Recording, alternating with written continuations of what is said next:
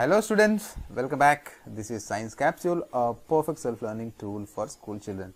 I am happy to present this video lesson for you where you will learn the first chapter of class 9 science, that is matter in our surroundings, in just 45 minutes.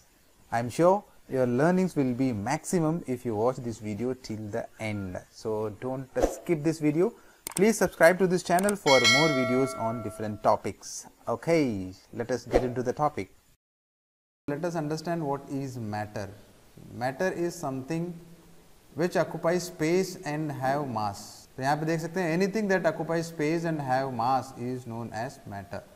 तो example के लिए अगर देखें तो यहाँ पे एक water bottle है, यहाँ पे देख सकते हैं. सो दिस वाटर बॉटल, ये वाटर बॉटल जो है कुछ स्पेस को ऑक्यूपाई कर लेता है, as you can see here. And at the same time इसको अगर हम वेट करते हैं तो some mass it must have, it will have some mass, right. Similarly यहाँ पे सेकंड, यहाँ पे देख सकते हैं ये जो फ़ोन है, तो ये मोबाइल फ़ोन इतने स्पेस को ऑक्यूपाई कर लेता है, at the same time it has some mass. तो उसी तरह का यहाँ पे थर्ड एग्जांपल देखते हैं, पेन है, राइट. तो यहाँ पे इतने स्पेस को ये ऑक्यूपाई कर लेता है, करेक्ट. यहाँ पे देखते हैं माउस है, इतने स्पेस को ये माउस ऑक्यूपाई कर लेता है, और ये सिलेंडर यहाँ पे इतने स्पेस को ये ऑक्यूपाई कर लेता है. So in each of the case अगर देखते हैं तो कुछ स्पेस को तो ये ऑक्यूपाई कर लेता है, at the same time it has some mass. So anything which occupy some space and have mass is known as matter. समझ में आ गया. अब मैटर में यहाँ देख सकते हैं, यहाँ पे दो ग्लास है, ग्लास के शेप है, बट ग्लास के अंदर में पानी रखा हुआ है, right. So all this are matter. यहाँ पे matter can be classified on the basis of physical properties and chemical nature. यानी दो तरीके से हम मैटर को क्लासिफाई कर सकते हैं. एक है उसके फिजिकल प्रॉपर्टीज, फिजिकल नेचर के ऊपर, एक और है केमिकल नेचर. तो केमिकल नेचर के ऊपर हम सेपरेट चैप्टर है, यानी एटम्स एंड मॉलिक्यूल्स एक चैप्टर होगा, and the structure of matter है. There we will learn about how matter is classified on the basis of chemical nature. But in this chapter, इस chapter में जो है हम मैटर को फिजिकल प्रॉपर्टीज के बेस पे कैसे हम क्लासीफाई करते हैं वो जानना बहुत ज़रूरी है. सो फिजिकल नेचर अगर देखते हैं तो matter is made up of particles, और ये जो पार्टिकल्स होगा उस पार्टिकल के जो साइज है वो very very small. So that is, there are two ways how the physical nature could be classified. One is any matter. If you take any matter, matter is made up of particles, यानी वो particle से ही बना होगा, और जिस particle से बना हुआ रहता है those particles are very very small. These two things you have to understand. ठीक है, तो इसके बारे में हम आगे और डिटेल में पढ़ेंगे, बट अभी क्लासिफिकेशन की जो बेस है ये याद रख लेना कि matter is made up of particles and the particles are very very small in size. Got it. अब यहाँ पे जो इतना तो अभी मालूम चल गया है कि किसी भी मैटर को अगर देखते हैं तो they are made up of particles. अब जो पार्टिकल्स से बना हुआ है उसके कैरेक्टरिस्टिक्स क्या है वो जानना बहुत ज़रूरी है, राइट. तो यहाँ पे क्या क्या कैरेक्टर्स है, there are 3 important characteristics of matter. अगर इस कैरेक्टरिस्टिक्स आपको अच्छे से आ जाता है then you will understand rest of the chapter, and even when we go further also you will understand the concept very easily. तो ये जानना बहुत ज़रूरी है. एंड यहाँ पे जो पहला जो कैरेक्टरिस्टिक होगा मैटर का वो है particles of matter are continuously moving. यानी जो भी मैटर हो, matter is made up of particles and the particles of matter are continuously moving. तो जिसके ऊपर हम सेपरेटली एक वीडियो बना रखा हुआ है, आप उसमें जाके चेकआउट कर सकते हैं. How you can there you will understand how the matter is made up of particles and how the particles are moving. ठीक है. So the second characteristics of particles of matter is particles of matter attract each other. यानी जो matter में particles है तो एक दूसरे को हमेशा अट्रैक्ट करते हुए रहता है. What it. थर्ड जो कैरेक्टरिस्टिक है वो particles of matter have space in them. यानी पार्टिकल्स के बीच में जो है स्पेस होता है. ठीक है. तो for example it is matter है, मैटर पार्टिकल से बना हुआ है. If you see very carefully in the later section of this chapter we will understand ये स्पेस क्या होता है, अट्रैक्शन कैसे होता है, एंड पार्टिकल्स कंटिन्यूसली मूविंग होने से क्या होता है. अबाउट दैट हम आगे जाकर पढ़ेंगे. But for now you understand ये particles, suppose this is the matter, ये पार्टिकल्स से बना हुआ है. पार्टिकल्स के बीच में अगर देखेंगे तो यहाँ पे स्पेस अवेलेबल है, right. So in each of the matter if you see very carefully तो उसमें पार्टिकल्स के बीच में स्पेस होता है. So these are the 3 important characteristics of particles of matter. Due to variations in the characteristics of particles of matter, the matter is classified into 3 types, ठीक है। तो यानी जितने भी हम इससे पहले हम कैरेक्टरिस्टिक्स देखे थे, 3 कैरेक्टरिस्टिक्स है ना, तो वो जो कैरेक्टरिस्टिक्स है उसमें बदलाव होने के कारण, उसके जो कैरेक्टरिस्टिक के वेरिएशन के कारण मैटर को हम 3 टाइप में हम डिवाइड करते हैं। One is solid, second one is liquid and the third one is gas. As you can see here, in solid, whether it is a solid, liquid और गैस, ये पार्टिकल से बना हुआ है, राइट। तो यहाँ पे सर्कल जो दिख रहा है, ये जो सर्कल दिख रहा है, ये सारे पार्टिकल्स है, okay. Now if you see very carefully the particles, देखेंगे तो उसके अरेंजमेंट में कुछ डिफरेंस आपको दिख रहा है ना। So on the basis of the arrangement of the particles, ये जो वेरिएशंस यहाँ पे आता है, तो on the basis of that only solid, liquid, gas यहाँ पे एग्जिस्ट करता है। तो सॉलिड अगर देखें, सॉलिड के एक एग्जांपल हमने देखे, एक वाटर बॉटल है। सो इस वाटर बॉटल को अगर देखें तो ये सॉलिड है, एंड इसके जो पार्टिकल्स होगा यहाँ पे देखिए वेरी टाइटली पैक्ड, यानी क्लोजली यहाँ पे हेल्ड है ना। तो सॉलिड में पार्टिकल जो है बहुत क्लोजली पैक्ड होता है, यानी टाइट पैक्ड अरेंजमेंट होगा पार्टिकल्स का, right. In the second case if you see liquid, तो लिक्विड है, ये पानी है एग्जाम्पल, लिक्विड ऑयल होता है, तो ये सारे लिक्विड के एग्जाम्पल है। एंड यहाँ पे लिक्विड के जो पार्टिकल्स का अरेंजमेंट आप यहाँ पे देख सकते हो कि थोड़ा दूर है। तो सॉलिड के कंपैरिजन में अगर देखें तो particles are little far away, right. although in each of the cases you can see intermolecular space also, about that we will learn little later। तो यहाँ पे गैस अगर देखें तो गैस सिलेंडर, एलपीजी गैस, इसके अंदर में गैस होता है ना। तो यहाँ के जो पार्टिकल्स है, गैस जो होगा उनके जो पार्टिकल्स है इतने थोड़ा दूर दूर होगा, compare to liquid it is higher. तो on the basis of the variations only the states of matter exist. तो अब हम समझते हैं कि what are the properties of states of matter in solid, liquid and gases. तो properties में अगर सबसे पहले देखें तो this is very very important, because examination में ना इसके बेस पर, इनके प्रॉपर्टी के बेस पर 1 या 2 मार्क के क्वेश्चन आता है, तो आप इसको थोड़ा ध्यान से देख लें। Shape and volume, shape and volume अगर देखें, सॉलिड हैव डेफिनेट शेप, और इसके बाउंड्री भी देख सकते हैं आराम से आप, इसके बाउंड्री यहाँ पे क्लियरली दिख रहा है, विजिबल बाउंड्री है। So solids have definite shape and volume, ठीक है। तो यहाँ पे लिख सकते हैं definite shape and volume. Why? Because the particles are very tightly packed. Due to this tight packed arrangement, solids have fixed shape and volume, ठीक है। सेकेंड है तो लिक्विड, लिक्विड में अगर देखें तो particles are not as tight as the arrangement in solid, तो यहाँ पे लिटिल फार अवे है। लेकिन यहाँ पे अगर देखें फिक्स्ड वॉल्यूम, यहाँ पे ग्लास ऑफ वाटर है, तो पानी एक एग्जांपल ले सकते हैं which has fixed volume but it does not have fixed shape, ठीक है। क्योंकि अब ये पानी है, पानी को अगर हम ग्लास में डाल देते हैं तो it takes the shape of glass. If इसको अगर कोई कटोरा में डालते हैं तो कटोरा का शेप ले लेते हैं, अगर कोई बॉटल में डालते हैं तो बॉटल का शेप ले लेते हैं। So its shape is not fixed but its volume remains same, ठीक है। तो ये ध्यान रखना है। थर्ड जो है, अगर गैस के शेप एंड वॉल्यूम के प्रॉपर्टी अगर देखें, नो फिक्स्ड शेप और वॉल्यूम। क्यों? अगर सिलेंडर है, सिलेंडर में any amount of gas can be filled, यानी इसके फिक्स्ड वॉल्यूम नहीं होता है, and also it does not have fixed shape. तो यहाँ पे कंपैरिजन में अगर देखें तो शेप के बारे में अगर देखते तो solids have definite shape and volume, whereas liquid have only fixed volume, and guys have neither it has fixed shape nor it has fixed volume. Got it?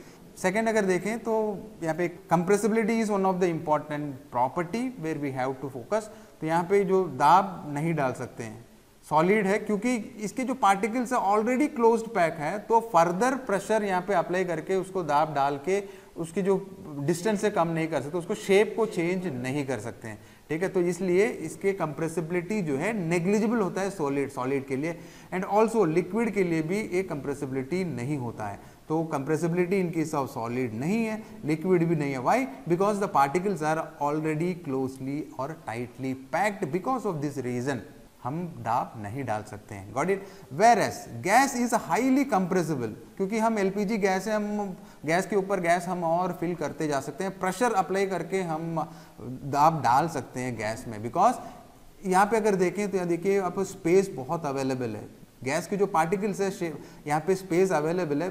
Due to this fact यानी more particles could be added on it, है ना। तो by applying pressure तो यहाँ पे gas जो है compressibility show करता है। तो तो यहाँ पे एक क्वेश्चन आ जाता है कि sponge is a solid, but उसको हम दाब डाल के उसका शेप को चेंज कर सकते हैं, एक क्वेश्चन आता है। बट स्पॉन्ज जो है एक सॉलिड में गिना जाता है, but it is compressible. Why? Because उसके अंदर अगर देखें तो, अगर यहाँ पे ये स्पॉन्ज है, स्पॉन्ज में अगर देखें तो छोटे छोटे छोटे होल्स होते हैं, है ना। So when you press it, जब जैसे उसको हम दाब डालते हैं तो उसके अंदर के जो एयर है वो बाहर निकल जाता है, because of which we see it as sponge is compressible. But sponge जो है कंप्रेसिबल नहीं है, ये कंप्रेसिबल जैसा लगता है इसलिए क्योंकि उसमें बहुत सारे छोटे छोटे होल्स होते हैं, ठीक है। तो this is one of the thing. Next one is intermolecular space. Intermolecular space अगर देखें सॉलिड में बिल्कुल भी कम है, देख सकते हैं बहुत ही कम है। तो इंटरमॉलिक्यूलर स्पेस मतलब स्पेस बिटवीन द पार्टिकल्स को हम इंटरमॉलिक्यूलर स्पेस बोलते हैं। सॉलिड में यहाँ पे स्ट्रक्चर में आप देख सकते हैं सॉलिड में नहीं होता है, बहुत ही कम, नहीं बहुत ही कम होता है। तो very little space is available. Whereas liquid में अगर देखते हैं तो थोड़ा ज़्यादा कंपेयर टू सॉलिड, ठीक है। लिटिल मोर देन, यहाँ पे लिख सकते हैं मोर देन सॉलिड लिख सकते हैं। वेरएज गैसेस में अगर देखें तो इंटरमॉलिक्यूलर अबंडेंट इंटरमॉलिक्यूलर स्पेस है, यानी बहुत ज़्यादा इंटरमॉलिक्यूलर स्पेस अवेलेबल होता है, यानी मोर इंटरमॉलिक्यूलर स्पेस हम यहाँ पे लिख सकते हैं। तो इस ऐसे इंटरमॉलिक्यूलर स्पेस होने से क्या होगा, that we will see in the next section. तो intermolecular force of attraction, intermolecular force of attraction अगर देखें तो सॉलिड में बहुत ज़्यादा होगा, because the particles are already closely packed. Close होने के कारण जो पार्टिकल्स की जो अट्रैक्टिव फोर्स है वो ज़्यादा होता है। तो attractive force is more on solids compare to liquid, क्योंकि लिक्विड में पार्टिकल्स थोड़ा दूर दूर हो जाता है तो अट्रैक्टिव फोर्स कम रहता है यहाँ पे, ठीक है। तो यहाँ पे लेस देन, यहाँ पे लिख सकते हैं less than solid but more then gases होगा। तो गैस के पार्टिकल्स अगर देखें बहुत दूर दूर है, क्यों? क्योंकि इसके इंटरमॉलिक्यूलर फोर्स ऑफ अट्रैक्शन बहुत ही कम होता है, ठीक है। तो यहाँ पे लेस इंटरमॉलिक्यूलर फोर्स हम यहाँ लिख सकते हैं। Then next comes kinetic energy is very very important property, जिसको जानना बहुत ज़रूरी है, ठीक है।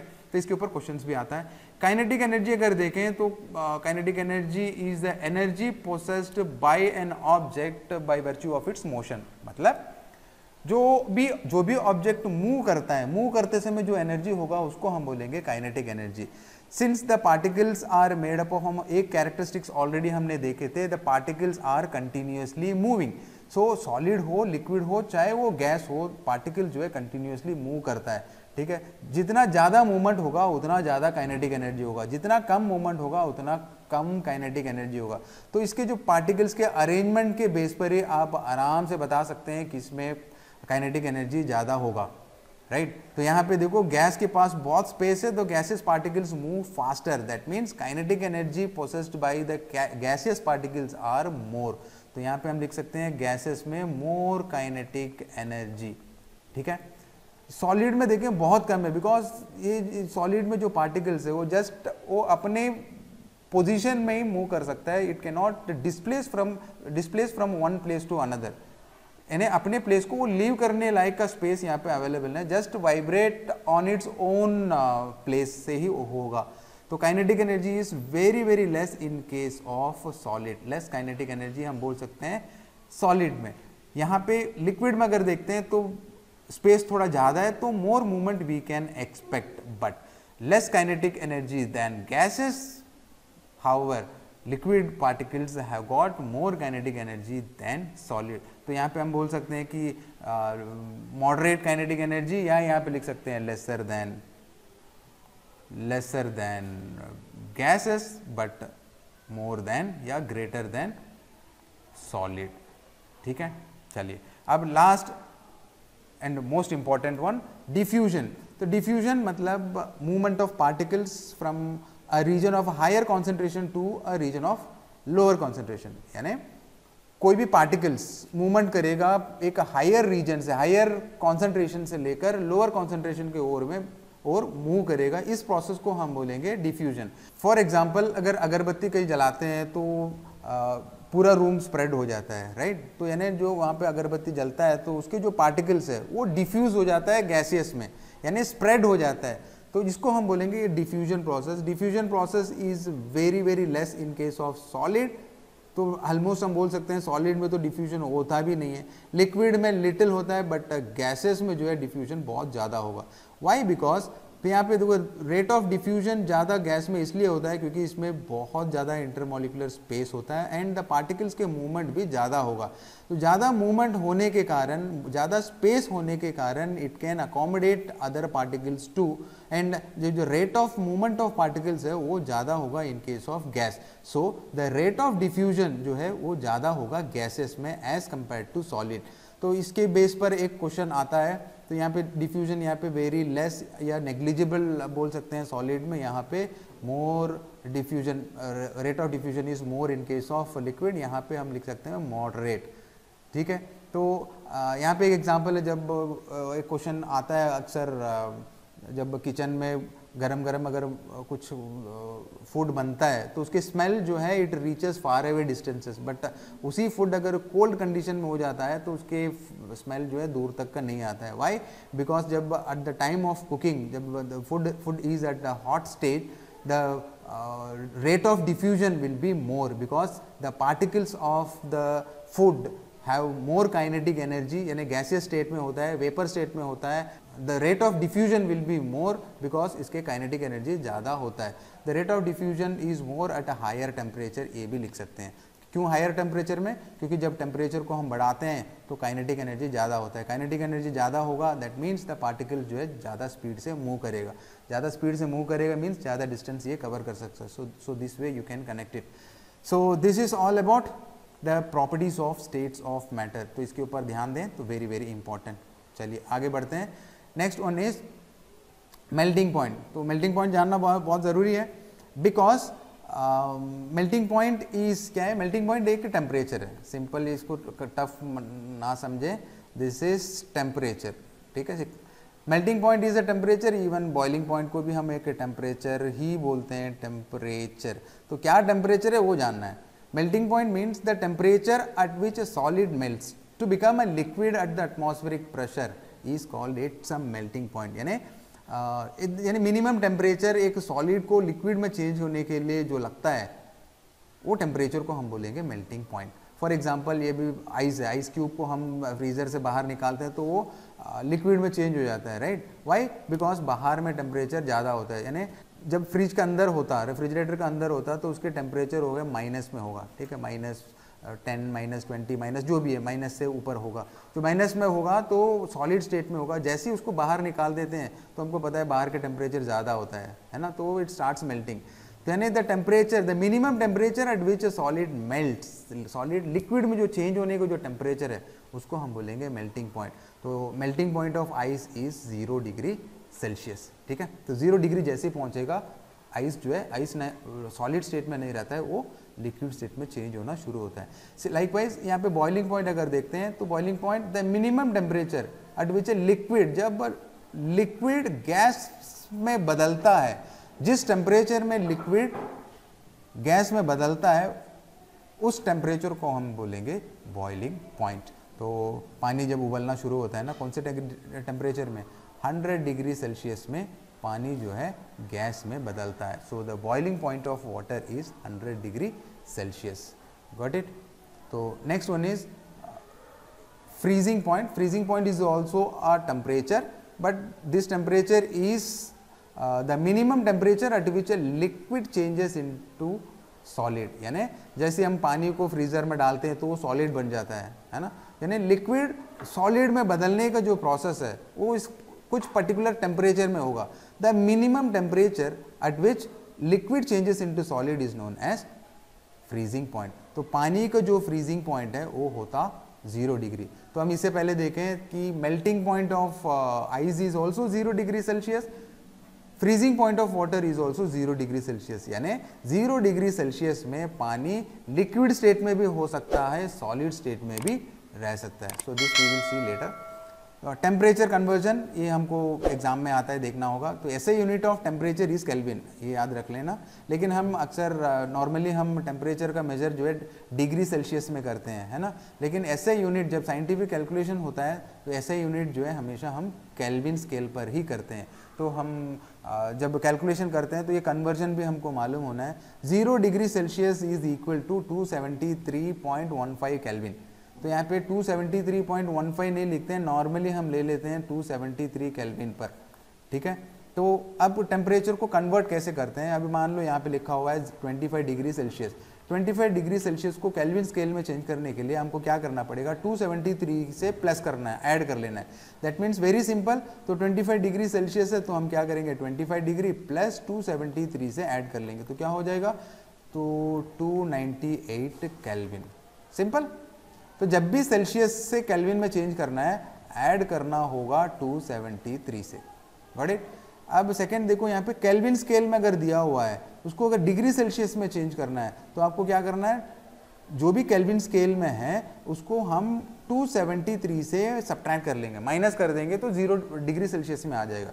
लेट सपोज यहाँ पे 300 केल्विन है, तो उसको डिग्री सेल्सियस में चेंज करने के लिए क्या करना होगा, 300 माइनस 273। तो यहाँ पे क्या होगा, 300 minus 273 is 27 degree Celsius. Right. तो इस तरह के हम टेम्परेचर का कन्वर्जन करते हैं। तो एग्जाम में 1 मार्क क्वेश्चन में अक्सर आता है, तो ये कैसे कन्वर्ट करना है आपको मालूम हो गया।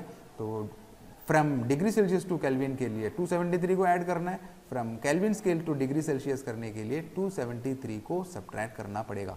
Got it. Okay, so let's move on to the next, change of state. तो हमने देखे 3 different states of matter, solid, liquid and gases, isn't it. तो अब क्या सॉलिड लिक्विड में चेंज या लिक्विड गैसेस में चेंज हो सकता है, तो इसको हम बोलेंगे change of state. Yes, of course the change in state will happen on 2 important factors. 2 factor है जिनके मदद से कोई भी स्टेट जो है अपना स्टेट से दूसरे स्टेट में वो चेंज हो सकता है, यानी सॉलिड से लिक्विड, लिक्विड से गैस, या गैस से लिक्विड, या लिक्विड से सॉलिड स्टेट। यहाँ पे हम देखते हैं effect of change of temperature. तो टेम्परेचर को हम इंक्रीज डिक्रीज करने पर स्टेट में क्या असर पड़ता है वो हमको जानना है। तो यहाँ पे देख लिए solid state, liquid state and gaseous state, है ना।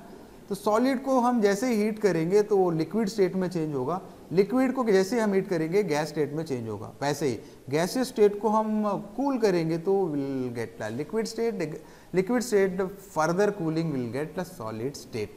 This is the effect of temperature. जैसे जैसे टेम्परेचर को बढ़ाएंगे, सॉलिड लिक्विड में चेंज होगा, लिक्विड गैसेस में चेंज होगा। जैसे ही टेम्परेचर को घटाएंगे तो गैस जो है लिक्विड में चेंज होगा, लिक्विड जो है सॉलिड में चेंज होगा।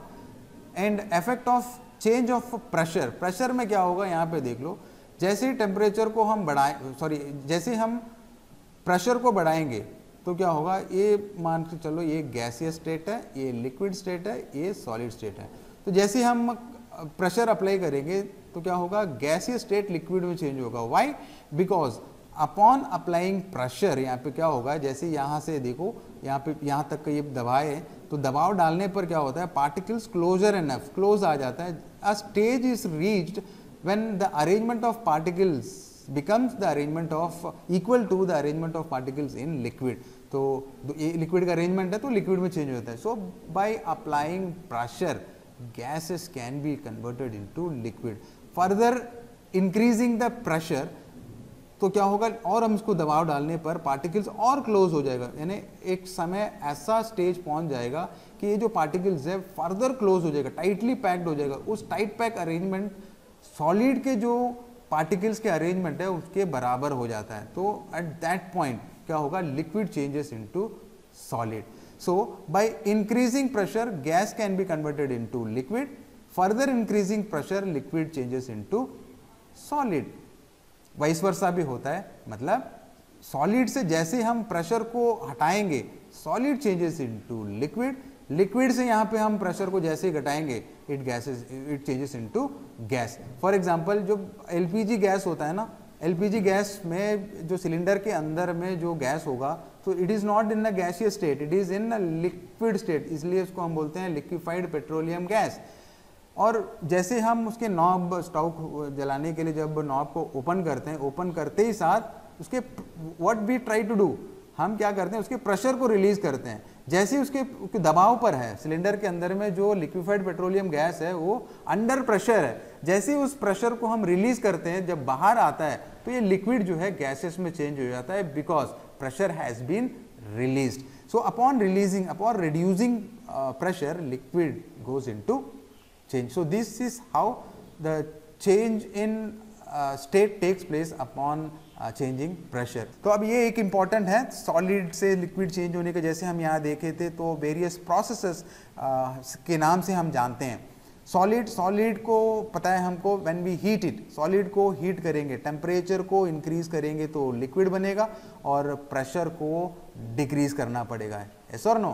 तो ये सॉलिड से प्रेशर को हम क्या करना पड़ता था, डिक्रीज करने पर लिक्विड बना था।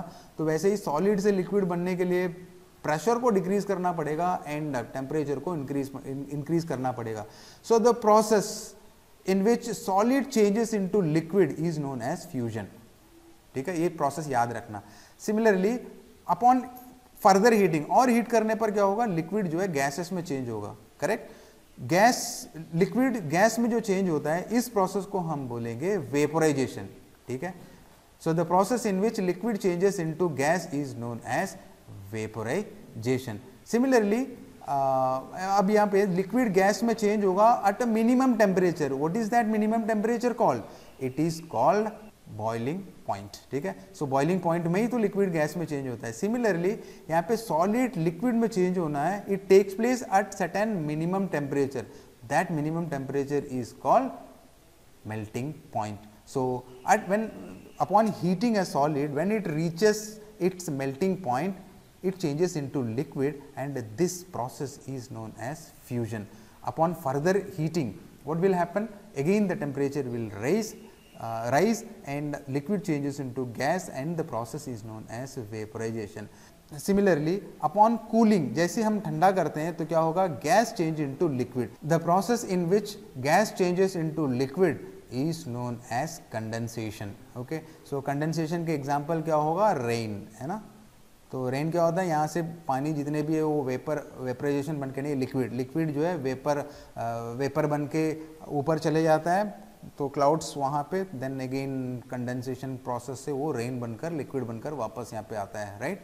सो और हम कूल करने पर क्या होगा, लिक्विड को हम जैसे हम डीप फ्रीजर में डाल देते हैं, फ्रिज के अंदर, रेफ्रिजरेटर के अंदर डालते हैं, तो liquid changes into solid. The process in which liquid changes into solid, उसको हम कहेंगे सॉलिडिफिकेशन। ठीक है, तो ये सारी जो है हीट एंड प्रेशर के माध्यम से हम कर सकते हैं। नाउ नॉर्मली क्या होता है, जब हम सॉलिड को हीट करते हैं तो first it undergoes change into liquid then into gas. तो नॉर्मली ये प्रोसेस होता है। एंड कूल करते समय क्या होगा, गैसेस जो है पहले लिक्विड में चेंज होगा, then it changes into solid. But there are certain substances which directly changes from solid to gas without undergoing the intermediary, यानी ये liquid state गए बिना solid से directly गैस बन जाता है और गैस को कूल करने पर directly solid बन जाता है। This process is known as sublimation. So the process in which solid changes directly into gas is known as sublimation, and the process in which gas directly changes into solid without undergoing liquid state is known as deposition. ठीक है, तो ये sublimation के example क्या होगा, camphor होगा, जो कपूर बोलते हैं ना, कैम्फर है, नैप्थलीन बॉल है, जो कॉकरोच ये सब से बचाने के लिए जो डालते हैं ना, naphthalene ball. So these are some of the, और अमोनियम क्लोराइड है, अमोनियम क्लोराइड है। So these are all certain substances जिसको हमें हीट करने पर directly it goes into gas without undergoing liquid state, so they are called sublimation. Then यहाँ पे deposition, ये जो है गैस जो है डायरेक्टली सॉलिड में चेंज होता है। एग्जाम्पल इसके लिए क्या लेंगे हम, कार्बन डाइऑक्साइड। ठीक है, तो कार्बन डाइऑक्साइड को जैसे हम कूल करेंगे एंड प्रेशर को हम इंक्रीज करेंगे तो क्या होगा, गैस चेंजेस इनटू सॉलिड, इसको हम बोलेंगे solid carbon dioxide. Dry ice के नाम से भी जाना जाता है, ड्राई आइस जो कार्बन डाइऑक्साइड को जब सेपरेट करते हैं गैस में से तो वो सॉलिड बनकर निकलता है, ठीक है। Let us go into the next topic, latent heat.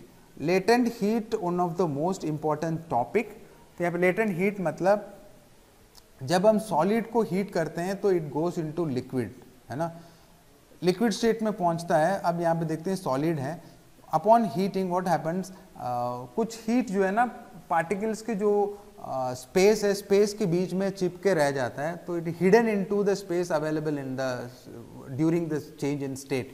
This hidden heat is known as latent heat. तो इसके डेफिनेशन अगर देखें तो latent heat is defined as the heat और the energy that is absorbed or released during a phase change of a substance। phase change मतलब जब solid से liquid में change होता है तो उस समय some amount of heat is being absorbed and stay between the intermolecular space, उसको हम बोलेंगे latent heat, ठीक है।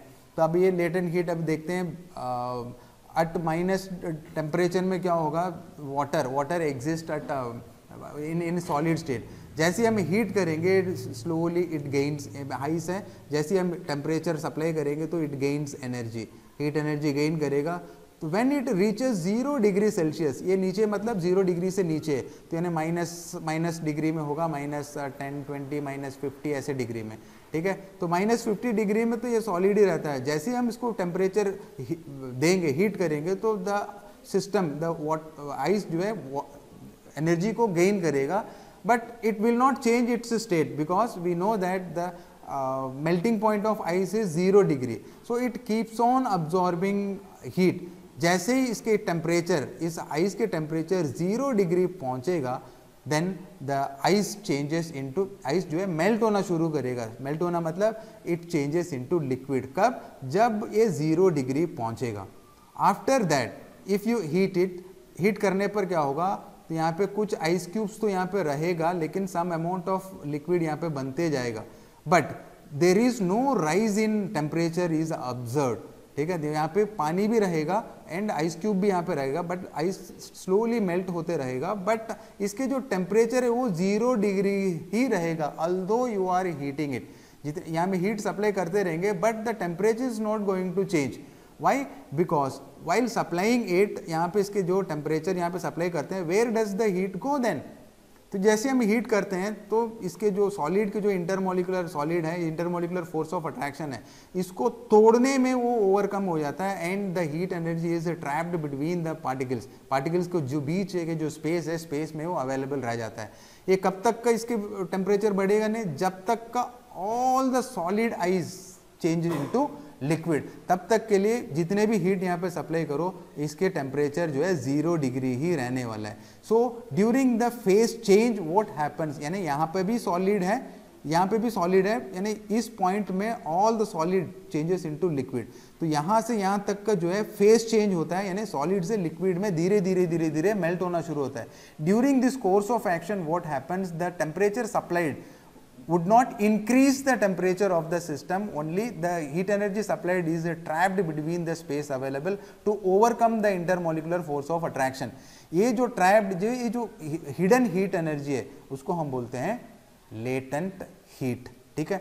अब ये जो सॉलिड से लिक्विड में चेंज होने के लिए जो एनर्जी ट्रैप होके पड़े रहता है इंटरमोलिकुलर स्पेस में, उसको हम बोलेंगे लेटेंट हीट ऑफ फ्यूजन। यहाँ देख लो, the amount of heat energy that is required to change 1 kg of a solid into liquid, यानी यहाँ 1 kg of ice ले लेते हैं, 1 kg of ice completely liquid में change होने के लिए जो टेम्परेचर का जरूरत होगा, उसको हम बोलेंगे latent heat of fusion, ठीक है। यहाँ पे लिखा हुआ है at atmospheric pressure, because pressure जो है इंपॉर्टेंट फैक्टर है जहाँ पे फेज चेंज होने में। तो इसी तरह का जब लिक्विड, यहाँ पे लिक्विड आ जाता है, लिक्विड को फर्दर हीट करेंगे, जब सारे सॉलिड लिक्विड में चेंज हो जाता है, then rise in temperature is observed. धीरे धीरे फिर टेम्परेचर बढ़ते जाएगा। When it reaches 100 degree Celsius, water starts vaporising, है ना, वेपराइज होना शुरू, गैस में चेंज होना शुरू हो जाता है, राइट। तो यहाँ पे liquid changes into vapour, vaporisation होना शुरू हो जाता है, but some liquid will be there and some gaseous particle will also be there। उसके बाद जो भी हीट सप्लाई करेंगे वहाँ पे टेम्परेचर बढ़ने वाला नहीं है, टेम्परेचर सेम ही रहेगा 100 degree, but it will the excess heat energy is absorbed to overcome the intermolecular force of attraction that exists in the liquid particles, which has to be converted into gaseous state, gaseous particle. ठीक है, तो इसको हम बोलेंगे latent heat of vaporization. तो इसके definition कैसे करेंगे? latent heat of vaporization, the amount of heat energy that is required to change 1 kg of liquid into gas at atmospheric pressure at its boiling point is known as latent heat of, यहाँ पे लिखा हुआ है melting point, तो यहाँ पे boiling point में होगा. ठीक है, so latent heat of vaporisation के एग्जांपल कुछ क्वेश्चंस आता है. Steam produces more severe burn than boiling water.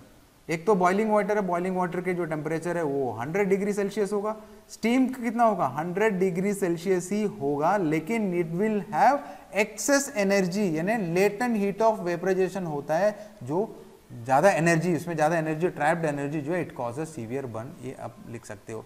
ठीक है, so this is all about latent heat of fusion and latent heat of vaporisation. Next is evaporation, बहुत important है. तो evaporation is also a process, it is a process in which a liquid changes into gas. इससे पहले भी तो हम देखे थे, vaporisation is a process in which liquid changes into gas.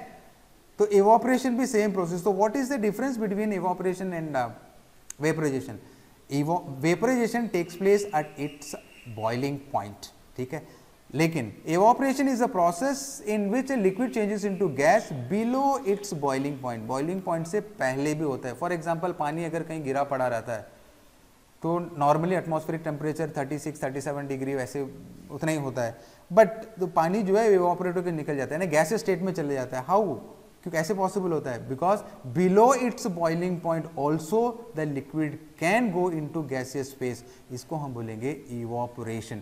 सो दोनों का और क्या एक डिफरेंस होगा? जो बॉइलिंग है, बॉइलिंग जो है या इवोपरेशन, वेपराइजेशन जो है it is a bulk phenomena, यानी एंटायर वाटर मॉलिक्यूल हीट होना है उसके बाद वो चेंज होगा. लेकिन evaporation is a surface phenomena, only surface water molecules will go into the gaseous state. तो इसको हम बोलेंगे इवोपरेशन. तो इवोपरेशन के संबंधित detailed video has already been uploaded in this channel. आप जाके एक एक वीडियो को चूज करके देख सकते हैं with example, in a detailed manner evaporation के बारे में बताया गया.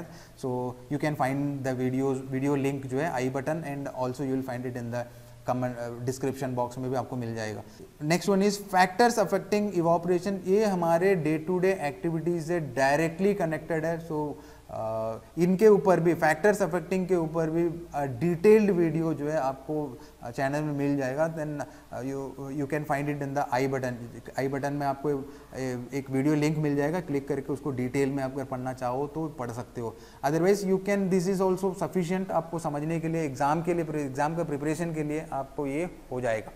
सो there are 4 important factors on which the evaporation depends. पहला फैक्टर है temperature. Simple, rate of evaporation increases upon increasing temperature, यानी जितना ज़्यादा गर्मी उतना ज़्यादा इवोपरेशन. Simple as that. तो एग्जाम्पल क्या है? We perspire more on hot days, यानी जब गर्मी के मौसम में ज़्यादा पसीना आता है. वाई? बिकॉज अपना बॉडी को ठंडा रखने का, that we will see later, but वो गर्मी के कारण. ठीक है, तो clothes are usually dried under sunlight. हम कपड़ा कहाँ सुखाते हैं? सनलाइट में, है ना. क्यों? क्योंकि वहाँ पे टेम्परेचर ज़्यादा होता है compare to inside your house, inside your home. So a desert cooler cools better on a hot dry, यानी हॉट ड्राई डे में जो है डेजर्ट कूलर ज़्यादा कूल होता है. क्यों? क्योंकि टेम्परेचर ज़्यादा होता है. ठीक है, तो इसके ऊपर डिटेल्ड वीडियो अवेलेबल है, you can watch that. So second one is the second factor on which evaporation depends is the surface area. Rate of evaporation increases upon increasing. जितना ज़्यादा surface area उतना ज़्यादा evaporation, उतना ज़्यादा पानी जो है escape होके जाएगा. For example, कपड़ा सुखाते हैं तो हम क्या है, स्प्रेड करके बाहर डालते हैं, है ना. Why? Because जब हम स्प्रेड करके डालते हैं ना तो ज़्यादा स्पेस, ज़्यादा सरफेस एरिया मिलता है तो जल्दी से सूख जाता है. तो हम ऐसे, हम पानी को हम निचोड़ कर हम ऐसे नहीं डालते हैं, है ना, स्प्रेड करके डालते हैं. So this is one of the example. So mopping of floor, हम जब घर धोते हैं तो उस समय क्या है, मॉपिंग करते हैं. मॉपिंग करने से क्या है, पानी स्प्रेड कर देते हैं, सरफेस एरिया को हम बढ़ा देते हैं, which increases the rate of evaporation. So wet clothes are spreaded, ये वाला मैंने बता दिया. Third factor on which evaporation depends is wind speed. तो rate of evaporation increases upon increasing wind speed, यानी जितना ज़्यादा विंड के स्पीड होगा, हवा के रफ्तार होगा, उतने speed evaporation, rate of evaporation भी होगा। फॉर एग्जांपल क्लोथ्स को हम सुखाने के लिए, कपड़ा सुखाने के लिए ड्यूरिंग रेनी सीजन हम पंखे के नीचे डालते हैं। वाई? बिकॉज पंखे के नीचे डालने पर विंड के स्पीड ज़्यादा होता है, it increases the rate of evaporation, so कपड़ा जल्दी सूख जाता है। ठीक है, so this is one of the example इसको सपोर्ट करने के लिए कि wind speed rate of evaporation को बढ़ाता है। Then humidity is one of the factor which upon increasing humidity the rate of evaporation decrease होता है। बाकी सारे चीज, टेम्परेचर इंक्रीज होने पर रेट ऑफ इवापोरेशन इंक्रीज होगा, सरफेस एरिया इंक्रीज होने पर रेट ऑफ इवापोरेशन इंक्रीज होगा, विंड स्पीड इंक्रीज होने पर रेट ऑफ इवापोरेशन इंक्रीज होगा, लेकिन ह्यूमिडिटी इंक्रीज होने पर रेट ऑफ इवापोरेशन डिक्रीज होता है। Why? Humidity means the amount of water molecules present in the air, है ना। तो जितना ज़्यादा वाटर रहेगा उतना रेट ऑफ इवापोरेशन कम होगा। अगर विंड में पानी, नमी कम होगा तो ज़्यादा कपड़ा से जो पानी है, यानी सराउंडिंग से पानी एवोपरेट होके, एस्केप होके एयर के बीच में एंटर हो सकता है। अगर सपोज एयर के बीच में ऑलरेडी पानी है तो यहाँ से एवोपरेट होके जाने वाला पानी कहाँ पे रहेगा? It will not get enough space to stay, right. So humidity means the amount of water droplets present in the atmospheric air. अब इसमें जितना कम ह्यूमिडिटी रहेगा उतना ज़्यादा वाटर मॉलिक्यूल एस्केप होके इसके बीच में जा सकता है। ठीक है, तो ह्यूमिड कंडीशन में एवोपरेशन कम होता है। ठीक है, so this is evaporation and factors affecting evaporation. So let us see the next topic, how does evaporation cause cooling. Evaporation होने पर हमको कूलिंग इफेक्ट होता है कैसे? This is because the particles of liquid absorb energy from the surrounding. जो भी surrounding है उस सराउंडिंग से एनर्जी को अब्जॉर्ब करेगा in order to regain the energy lost during evaporation. क्योंकि अक्सर ये एवोपरेशन के समय क्या होता है, पानी एस्केप होके चले जाता है, राइट, बाहर निकल जाता है। तो जो एनर्जी लॉस्ट हुआ है उसको गेन करने के लिए क्या करेगा, सराउंडिंग से हीट को अब्जॉर्ब करेगा, लॉस्ट एनर्जी को फुलफिल करने के लिए। So thereby making the cooling effect. हम कुछ एग्जाम्पल से हम समझते हैं। ठीक है, this absorption of energy from the surroundings make the surroundings cold. For example ये स्किन है आपका, हाँ ठीक है, स्किन है। जैसे हम हार्ड एक्सरसाइज या खेल के आते हैं तो स्वेट ग्लैंड है जिससे आपको स्वेटिंग निकलता है, यानी पसीना निकलता है। तो ये वाटर ड्रॉपलेट है, पसीना इज जस्ट वाटर ड्रॉपलेट यहाँ पे निकलता है ना। तो ये पूरे जो है हॉट गर्मी रहता है यहाँ पे, तो गर्मी के कारण अब ये जो बाहर से भी टेम्परेचर लगता है तो when it gains, it is a surface phenomena, and when the water droplets gain energy it evaporates. तो यहाँ से एवोपरेट होके ये बाहर निकल जाता है। तो ये स्किन जो है, स्किन हीट कहाँ से लेता है, जो गर्मी यहाँ पे बॉडी में रहता है ना, तो ये हीट को लेते हुए एवोपरेट होते हैं। The evaporation is caused by absorbing heat from our body. जब हमारे बॉडी से हीट बाहर निकल जाता है तो ultimately we will feel cold only. So this is how the evaporation causes cooling.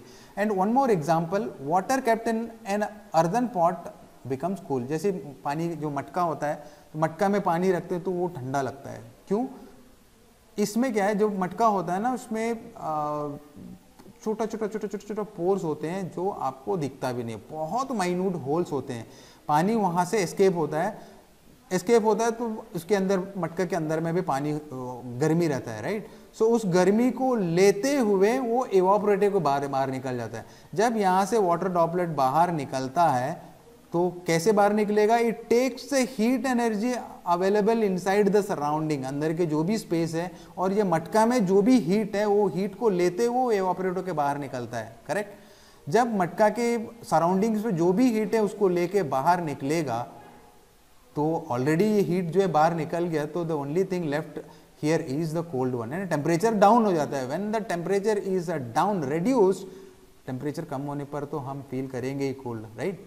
So this is how the water kept in an earthen pot remains cool due to evaporation. तो evaporation causes cooling.